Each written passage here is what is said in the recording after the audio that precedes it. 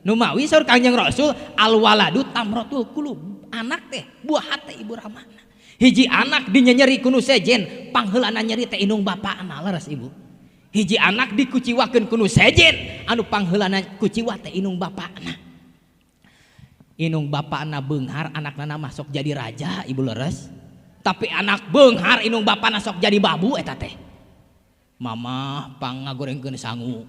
Mak nitip budak tuh. Bapak panglapkeun motor. Jadi jongos kolot teh anakna beunghar mah nya. Beda jeung inung bapana beunghar anakna jadi raja. Tapi sok sanajan kitu inung bapa marido we. Nu penting mah anak bunga jeung bagja. Tong boroy tanaga pikiran jeung harta nyawa sakalipun dikorbankeun pikeun kapentingan araranjeun jeung inung bapana teh. Metak aya keanehan ibu, hiji inung ngurus anak 13 kaurus kabehanana leres. Tapi anak anu 13 loba anu teu kaurus ka hiji inung ka hiji bapana eta teh. Well, loba anu teu kaurus eta teh.